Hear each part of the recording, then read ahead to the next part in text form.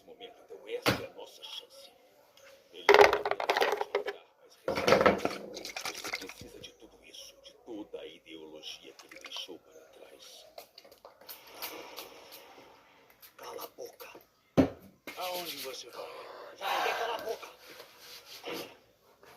Não quero reclamar de cliente, mas ele é jovem, hein? Jovem, muito jovem, não acham?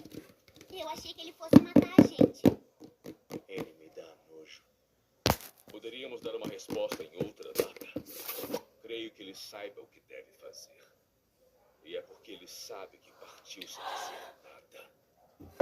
O All Might, o assassino de heróis.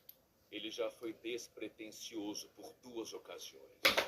Sei que ele encontrará uma resposta para tanto ele quanto vocês ficarem satisfeitos.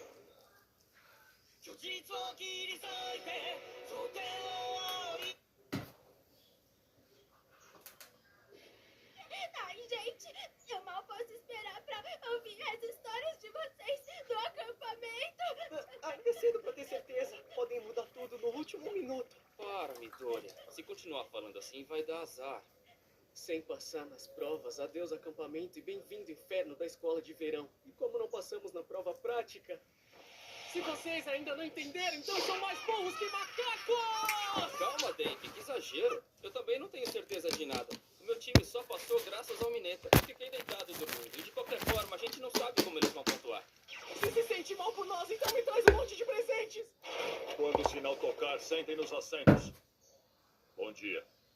Infelizmente, tivemos aqueles que não passaram na prova final.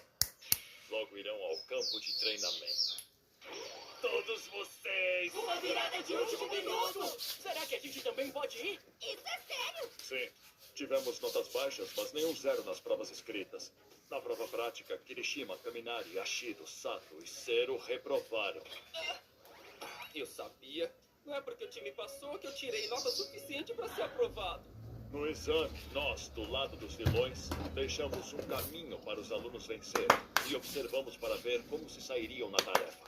Caso contrário, a maioria de vocês teria ficado presa antes de começar.